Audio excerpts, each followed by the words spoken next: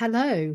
So many things in this week's episode. Have you ever wondered what it will be like for you in your business in 1 year, 2 years, 5 years, 10 years? Time traveling episode today when we regroup with some coaches who started their businesses 2 years ago and came to the coaching in. The link in the show notes where you can listen to their first arrival as they were just starting out as coaches. They came back a year later. Now they're back at the end of year 2, beginning of year 3. And they're sharing their wisdom and their insights and their great stuff with you. And talking about the community that has been created amongst them as they've traveled together over time. So if you want to know a little bit more about what it's like to be a new coach or a coach 1 or 2 years into business, this is the episode for you. So listen, comment, share. We'd love to know your responses, your questions, your insights to this episode. I think it's a great one. Meet this tribe of new coach. Well, we called them new coaches in the first episode. I'm not sure what we call them now, but you are so welcome to listen in and find out some of their learning so that you can apply it for yourself. And here at 3D Coaching, it's our mission in life to create communities and tribes where you can connect and feel connected. So check out the show notes if you want to find out more about our supervision community where coaches gather to support one another and to dig deeper into their development. You're at the Coaching Inn, 3D Coaching's virtual pub, where we enjoy conversations with people who are engaged in the world of coaching. Hello and welcome back in many ways. Today is an open table. I'm your host, Claire Pedrick, and I am in conversation for the third time with a bunch of lovely people who started out as new coaches 2 years ago and came on an episode of the Coaching In, which is in your show notes, as they were beginning their journeys. They came back last year to say where they are, and they're back this year for time number 3 to say where are they now.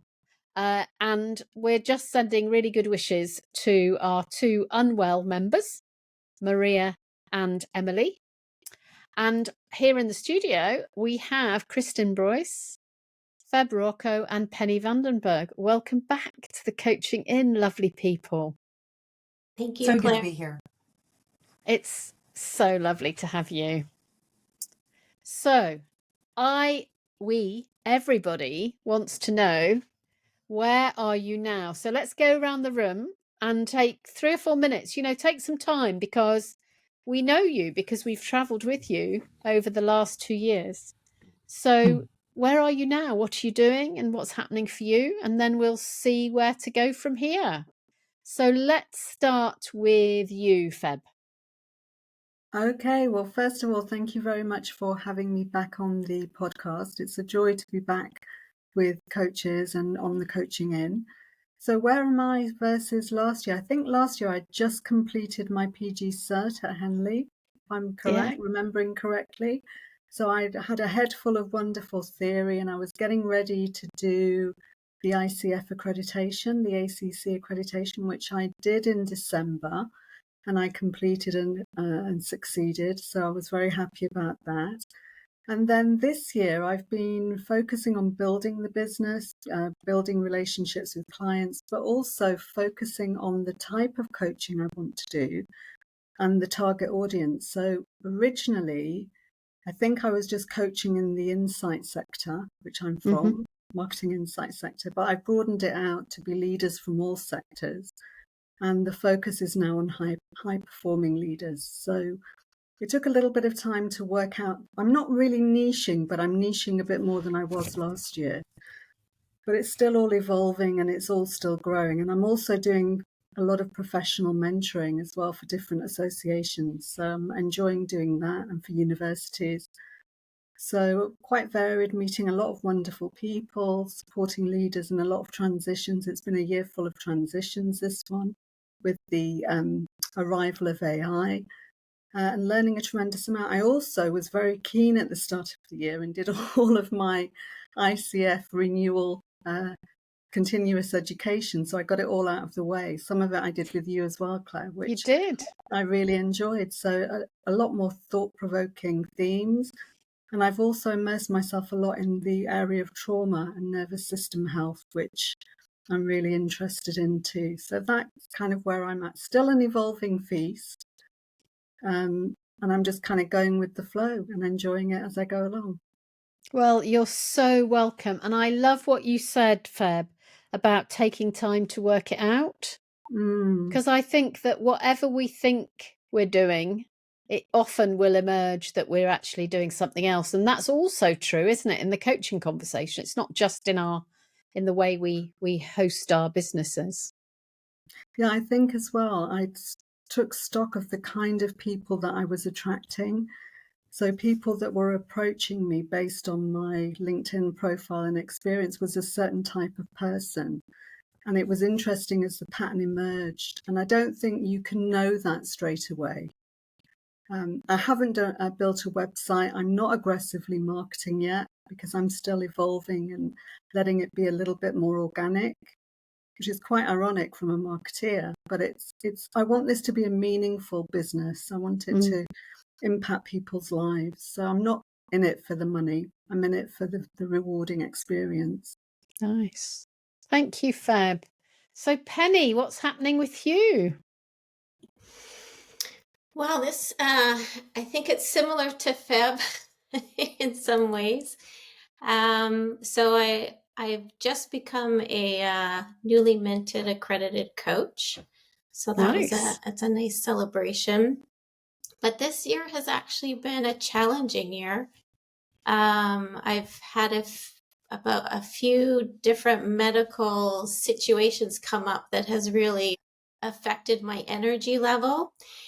And I was really pushing against it, which in hindsight was probably not the best thing.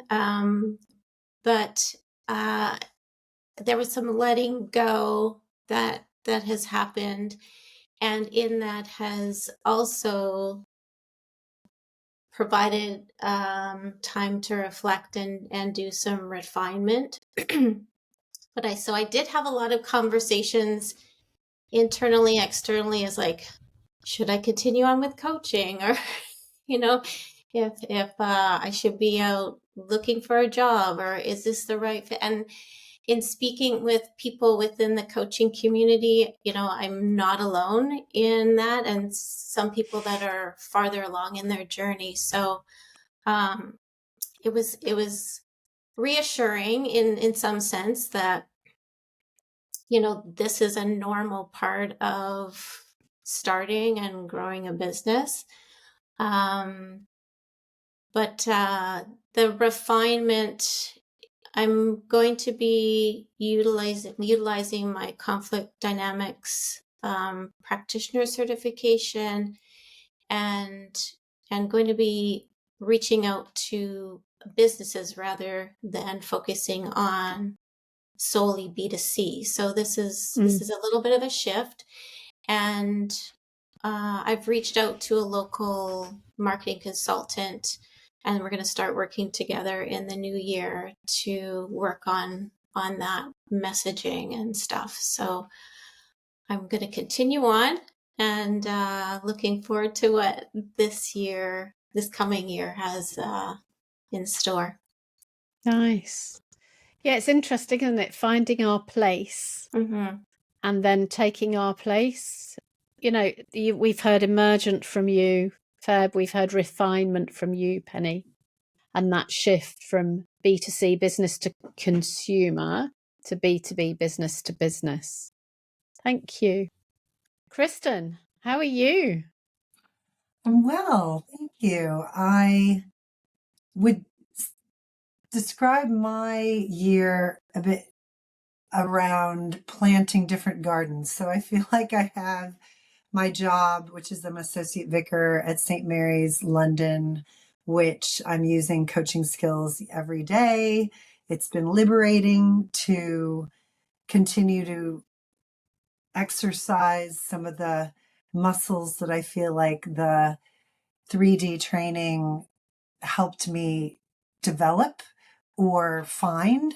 in some cases. I think of things that just happened today at the office where, I said, can I offer something instead of just charging right in or asking a question? I often, though, have forgotten it. And one of my New Year's, because I think of September as the New Year's resolution, is to get more plugged back into the community, because I'd like a little bit more personal training, if you will, back to, that's the different analogy. But anyway, or group gardening, if you will. So one garden is that. The other is I'm vice chair of an organization called Women and the Church, Watch. And with our new female archbishop, it's fantastic, but there's still about 600 churches in the Church of England that would not allow her to officiate over communion or preach. And so we're campaigning for that men and women would be treated equally. And I've been able to use my coaching skills in that organization as we have had to change trustees or deal with workload issues as we've sort of expanded our remit, etc. And we had a bit of a quote intervention in July, actually, and that was really useful. And I actually drafted a friend of mine who's a coach, because it's hard to be in it as well as, but I really felt like the work that I'd done on 3D coaching really helped. And then my third little teeny garden is I do have a coaching client, a regular coaching client, which has come out of my first garden, the work in the church, part of which is to kind of grow our friends within the part of the church that we're in. And one of those people happens to be a woman, vicar. She had expressed interest in coaching. I said, well, for what it's worth, I'm a coach. I'm training toward a certification. If you'd be willing to be part of that for, a fee. And I feel very pleased. That was a big thing for me to kind of say that, versus doing it as part of my job, because a number of the people I was coaching, one person I ended up managing. I obviously cannot coach someone I'm managing. It's gotten too close. I was brought on board in part to help find people jobs. A lot of them have found jobs. So this has been a really fun period. I feel like I've kind of settled, and at the same time, I'm kind of growing these different gardens, and the coaching skills are sort of like fertilizer, or sometimes it's trying to get me to compost some stuff and bring it back in. But I do have a New Year's resolution, which I'm going to name. And I hope by the next time, if we do this again, I will have done it, which is to get back plugged into the community, because I do miss it. And I feel like I've deprioritized some of the pure training, if you will, that I would like to get some of those muscles working again. So nice. I love the gardens. Because actually, coaching can be used in lots of gardens, can't it? This way of having conversations where we facilitate the thinking or bear witness to the thinking of somebody else. I'm doing some work at the moment in the National Health Service, and some of the people are using some of our video training, and then they're putting some facilitated learning along the side of it. And two of them were telling me last week, actually, that what they're doing is they're demonstrating to the groups that are coming for learning, here is a normal manager conversation, and they're actually doing one live in the room. And then they're saying, now we're going to do it in a coaching style, at which point everybody goes, well, why would you not want the coaching style? So they're dealing with real stuff in both conversations. It's fascinating, because it can just get somewhere more quickly, more usefully, deeper, and all those great things. So thank you for arriving. Yeah, can it be a year? A friend of mine bought me a 1 year on diary a year ago, and every time, 18 months ago, and every day I write in it one line, and I can see what I was doing last year, which is an extraordinary thing. And a complete tangent to what we're talking about. So coming back to what we're talking about, what did you notice and what excited you in what you heard each other say? Penny, I loved your vulnerability, saying that you felt a bit of the need to recalibrate with this medical issue. It opened up something for me that felt very safe then. I was feeling safe already, but you doing that, I think, is such a mark of leadership. And I just appreciated that. And I noticed it. Thank you. Thank you, Kristen. Yeah, thank you, Kristen. And I think it's around that energy piece is where, if you're not necessarily having the energy, then there's, it's, I think is projecting that certain energy and also bringing in certain energies. So it's energetic work in coaching as well, with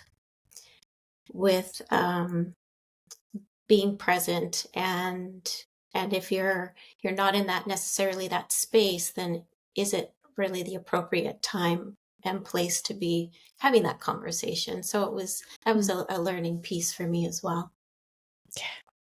That's a beautiful observation, Penny, isn't it? Because there's something about, is this a season where I'm able to coach? And then there's also a conversation every day, is this a day when I'm able to coach? But really, even, considering those questions, I think, is a really useful thing.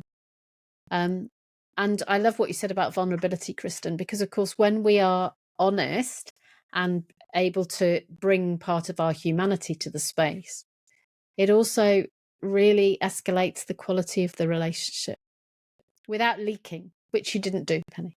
Just saying. Feb. Yeah, I particularly value this group because it's meaningful and everybody has a background which has been pretty meaningful in terms of the differences they've made for other people. And that's what I really gain energy from and love leaning into what, everybody's sharing. And I think it kind of also typifies my year. And, I'm a marketeer. I know about tech. I know how to market, but I've not rushed to do it because I'm thinking about, how do I make this bigger? How do I make it bigger in a meaningful way? How do I make a difference to more people? So of course I want to do trainings. Of course I want to do webinars. I'm multilingual. Of course I want to go global, but I don't have to do it all in the first year. And also I want to enjoy and relish each little step. And what's been lovely this year has been really coming to grips with the kind of coach I want to be. So focusing on the one-to-ones, focusing on mentoring, it's not going to make you the big bucks, but it does a lot for your skills and for your belief in what you want to bring to the coaching industry. So I'm kind of thinking, I feel quite lucky that I've had the privilege of that time and space this year. And hopefully the shoots of value will show in the future, but it doesn't have to be all at once. Yeah, slowly. And there's an intentionality in what you're doing, Feb. And I'm sensing that you're making sure that it's aligning for what's going to work best for you and how you want to show up as a coach.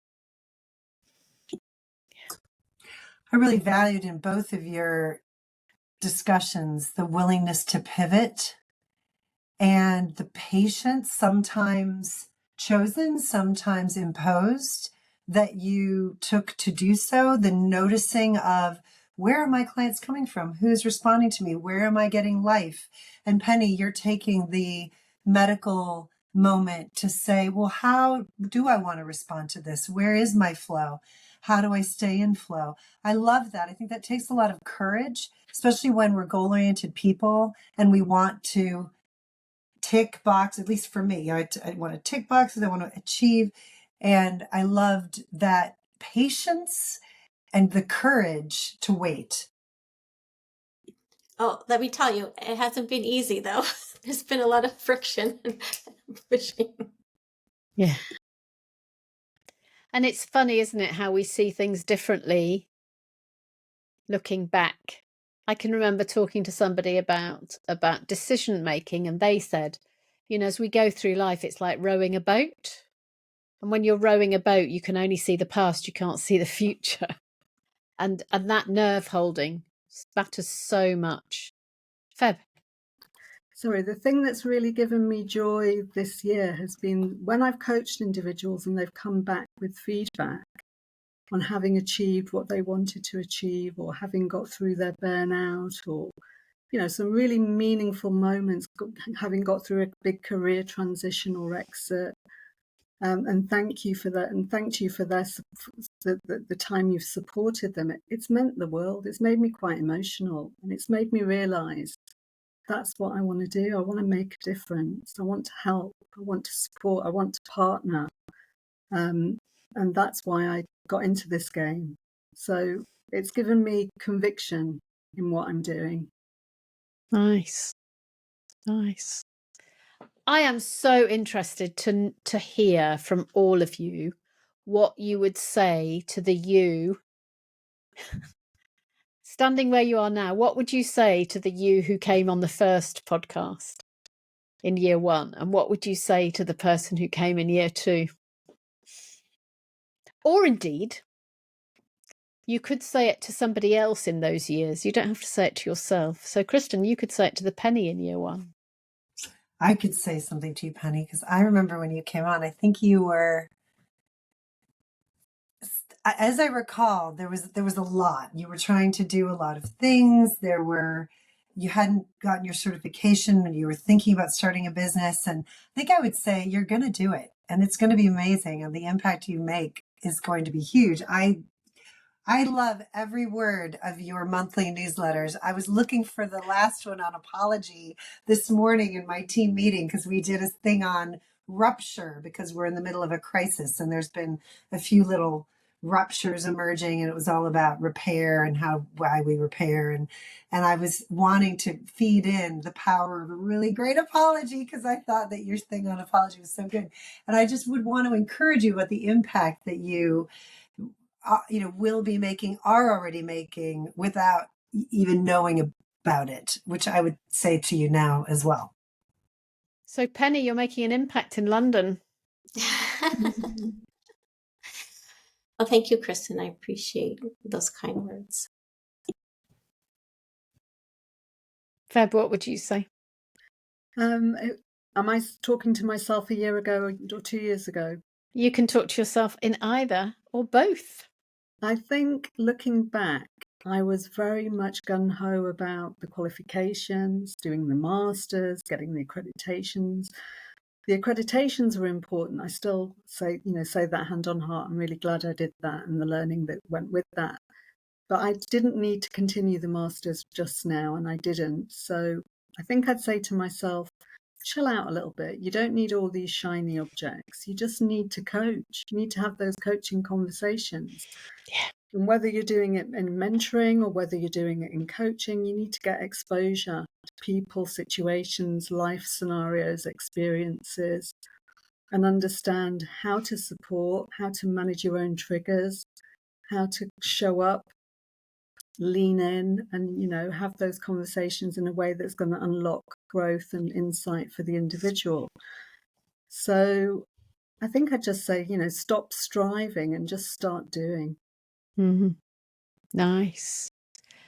And there is something really interesting in what you've said there about pace. So the courses want you to do the whole course because that's a great business solution. Of course. But learning a little bit over a longer amount of time, which actually is how we design our courses, because we know that means that you can learn, apply.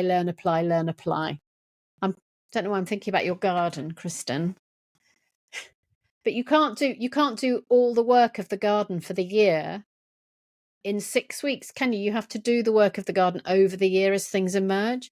So I think there is something about pacing at a pace that works for you, and using what you've learned well, and then learning some more, using it, learn, use, because it's refined in the grit of the conversation, isn't it? Can I add a bit more? Yeah. I think as well, there's a lot of noise on social media platforms, and there's a lot of great coaches out there with podcasts like yourself, and there's also lots of celebrity style influencer coaches, and it's great. They service a certain part of the market and they have a role. But until you get that confidence in yourself, you get comparisonitis. You're looking at them thinking, I can never be like that. Oh, I haven't got all these showcases of photos. I haven't got this. Now, I got to a point where I stopped and said, why is this all irritating you? To myself. And I realized it was irritating me because I don't want to be like that. And then when I finally gave myself permission to say, you don't need to market yourself in that way, I relaxed and just focused on what was meaningful for me. But it is difficult. It's challenging. You do lose confidence as you look at all this gloss and shine. But it doesn't have to be that way. And like I said, hats off to these people. They have a role out there, but we don't all have to be the same. We don't all have to be the same. We have to be us. And the people who want to work with us need to be able to find us. Exactly. And that can look like lots of things. Kristen. And I think I would tell myself last year, who was still not, that person hadn't completed the level 1 tick box. And I think I ultimately did obviously do it. And, but I'm still doing getting the hours until the mentoring. And I think I would tell her it doesn't have to be the same. And that there is something around using this nourishing skill, this fertilizer, this compost, this stuff to just enliven and bring life to so many parts of your life. Because the part I didn't mention also is parenting. I have 3 adult children, 2 of whom are living in my home, one with their girlfriend, his girlfriend. And I find that the coaching skills help me build that adult to adult relationship. So if somebody's listening to this and is thinking, oh God, I haven't done the ICA, I haven't done with all these different letters, ACA, I think I was slightly beating myself up for not ticking those boxes and achieving that. And I would just say, hey, relax. It doesn't have to be a certain way, although it might be someday, which is why I'm kind of wanting to keep this little patch of maybe pure coaching. I don't know if it's called that, but with this individual who I meet with once a month. And I would take on another one, but probably not many more because I've got these 2 other big things. So I think that's quite exciting. And I think if I could encourage my old self toward what a wonderful, diverse, interesting life that she will be having, and not to worry about it so much, I think that would probably give me a bit of peace. Nice. Peace. And I could love to give that peace to somebody else who might be feeling that now as well. It makes me smile, laugh, sad when people say, well, I'm not really coaching. And I go, are you having, is this transforming the conversations you're having? Well, obviously, they say, then you are using it. It just might not be called coaching. But if you are facilitating someone else to do some great work, that's coaching. Penny, what else might you say to your younger self, or indeed to Feb or Kristen's younger selves? Well, I had the metaphor that came up for me was renovating. Oh. And I feel like in the last maybe year and a half, it was like I was taking plaster and throwing it at the wall, and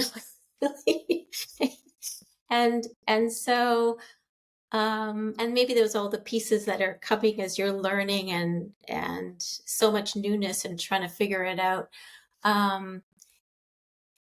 Keeping with a community is really important, and engaging with some key specialists to support that growth is, I think, highly important. And for me, I think had I connected with this marketer in a more intentional way a year ago, things might be a little bit different, but maybe not. I don't know.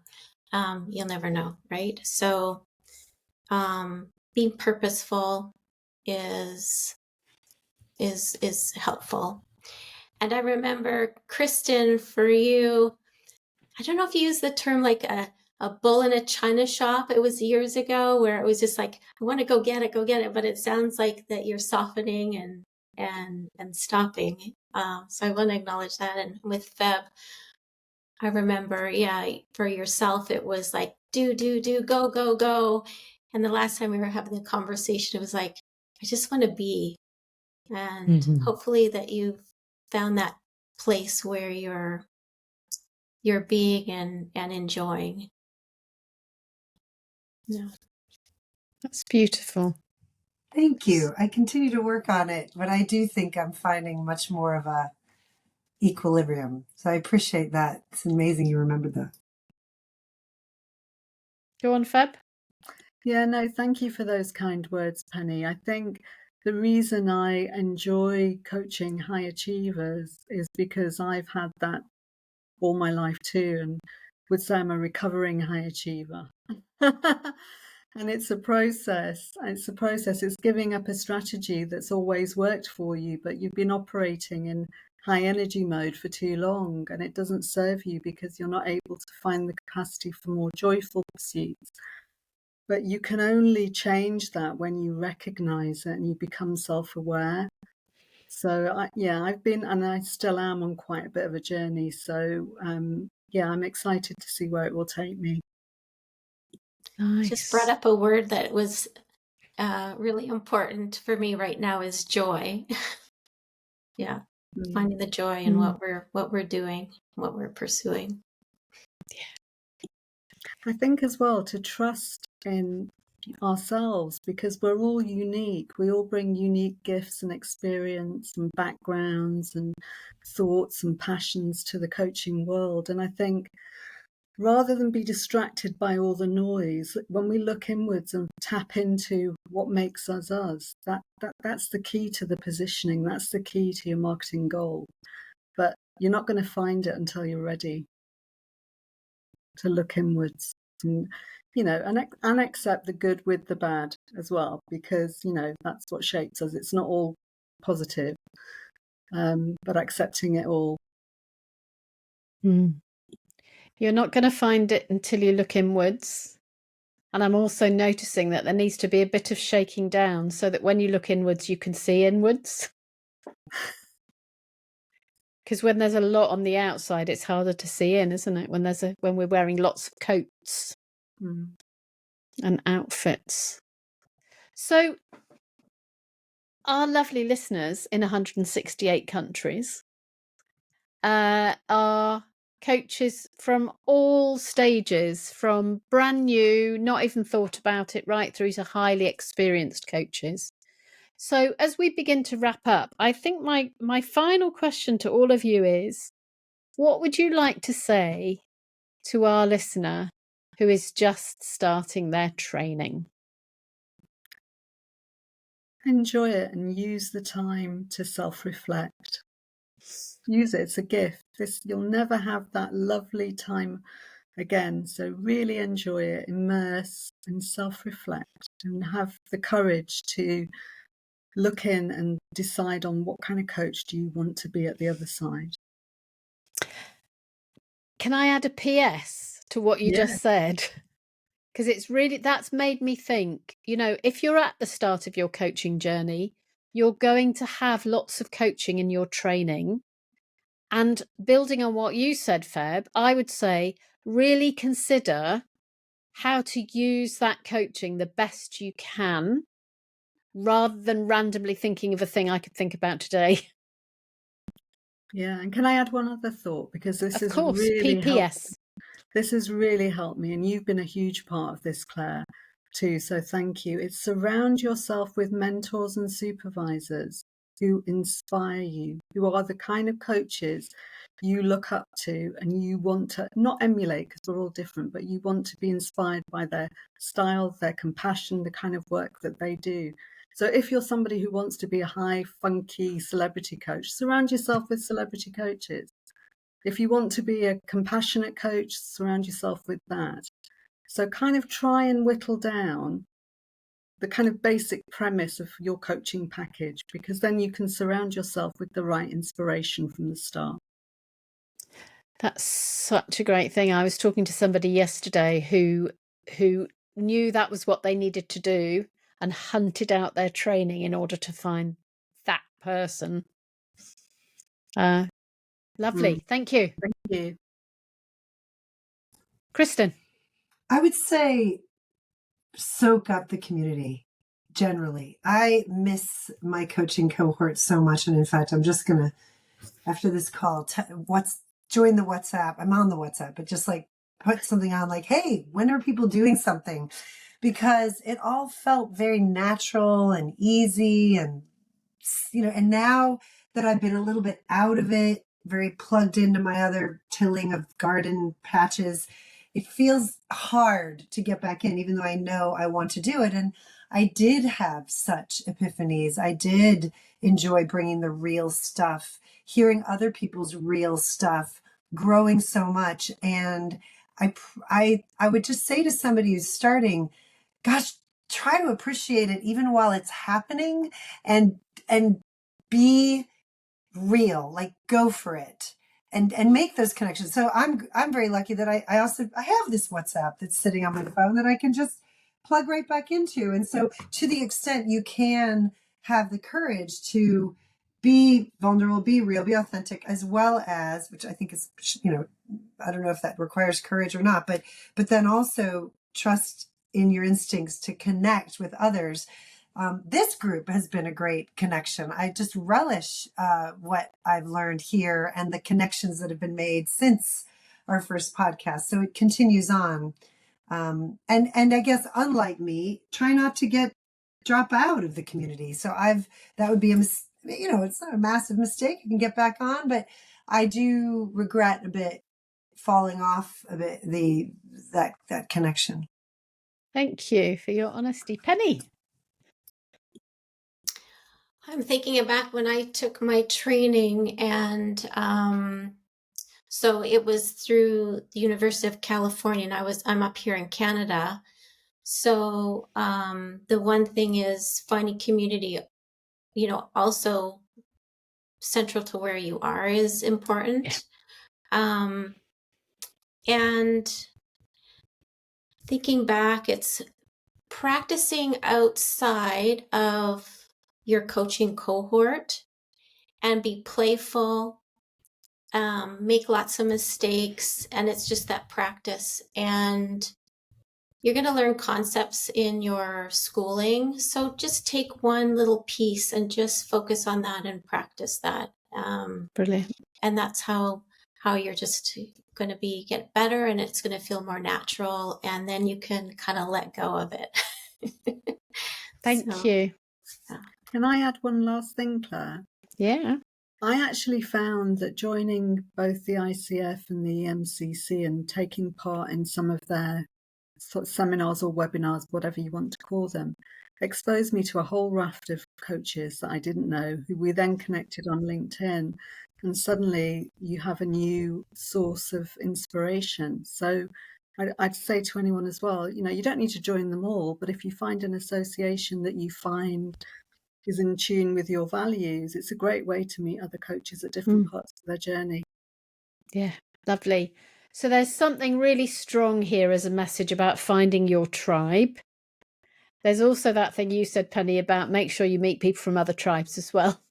Yeah, because that broadens our community. And I think a shout out for the LinkedIn group called Coaches Walking. I'll put a link in the show notes.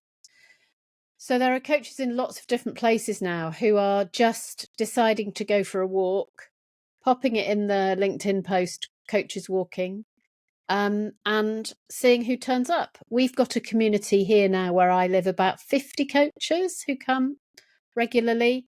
And I've made a soul friend from a coach who read about it on LinkedIn and rocked up for a walk.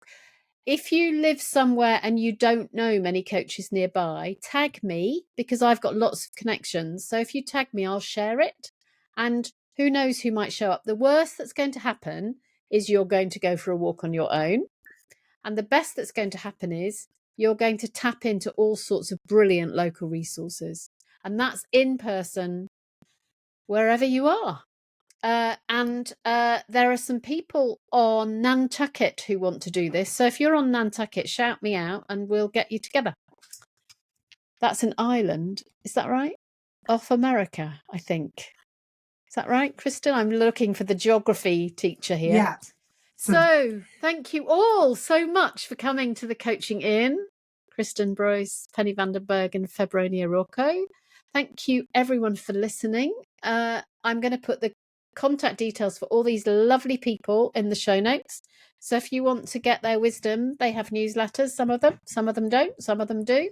But you can check them out on LinkedIn and then make the connection and pick up your conversation from there.